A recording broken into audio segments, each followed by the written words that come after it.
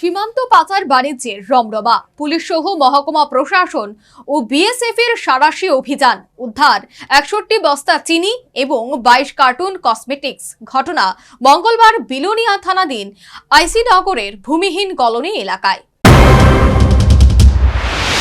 রাজ্যের তিন দিকে ঘিরে রয়েছে বাংলাদেশ। ভারত বাংলাদেশ সীমান্ত এলাকায় যাতে কোনো অবৈধ কাজ সংঘটিত হতে না পারে সেদিকে লক্ষ্য রেখেই দেওয়া হয়েছে কাঁটাতারের বেড়া। তাছাড়া রয়েছে বিএসএফ সহ অন্যান্য নিরাপত্তা বাহিনীর কঠোর নজরদারি। কিন্তু এর মধ্যেও সীমান্তে পাচার বাণিজ্যের রমরমা অব্যাহত।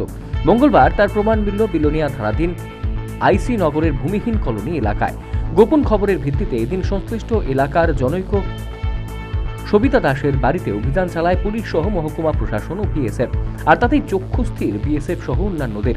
বিলোনিয়া মহকুমা প্রশাসনের দায়িত্বপ্রাপ্ত ডিসিএম জানিয়েছেন, সবিতা দাস নামে জনৈক ব্যক্তি, যিনি অত্র এলাকারই পঞ্চায়েতের নির্বাচিত প্রতিনিধি, তার বাড়ি থেকে এই অভিযানে 41 বস্তা চিনি, সেই সাথে 22 কার্টন কসমেটিক সামগ্রী উদ্ধার হয়।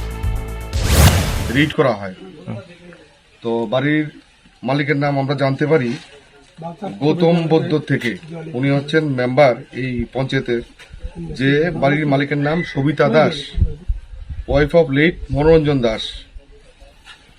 তো ওনার তথ্য মোতাবেক আমরা জানতে পারি উনি এ বাড়িতে থাকেন না।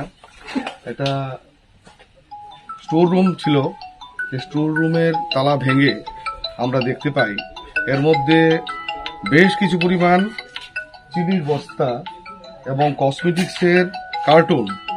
আমরা হিসাব করে দেখতে পাই 41 বস্তা চিনি ছিল তার মধ্যে,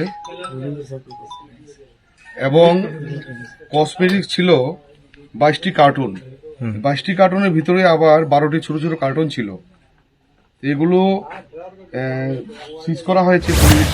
সংশ্লিষ্ট বাড়িতে অভিযান সমাপ্তির পর নিরাপত্তা বাহিনীর গোপন খবরের ভিত্তিতে ওই এলাকারই অন্য একটি বাড়িতে অভিযান চালায়। আর তাতেও আসে সাফল্য।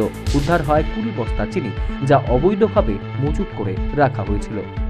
এই এলাকায় যেহেতু একটি ঘন বসতিপূর্ণ এলাকা, পাশাপাশি সীমান্তবর্তী এলাকা, এই জায়গায় একই বাড়ি থেকে এতগুলো অবৈধভাবে মজুত রাখা সামগ্রী উদ্ধার করাকে কেন্দ্র করে কিন্তু চাঞ্চল্য ছড়িয়ে পড়েছে গোটা এলাকায়। প্রশাসনিক আধিকারিকরা আরো তৎপরভাবে চেষ্টা চালিয়ে যাচ্ছেন স্থানীয় আরো অন্যান্য বাড়িতে এই ধরনের সামগ্রী কি মজুত রাখা রয়েছে সে বিষয় নিয়ে কিন্তু চেষ্টা চালিয়ে যাচ্ছেন ওনারা। বিলোনিয়া থেকে সানুদের সঙ্গে বিশ্বজিৎ দাসের প্রতিবেদন, নিউজ ভ্যানগার্ড।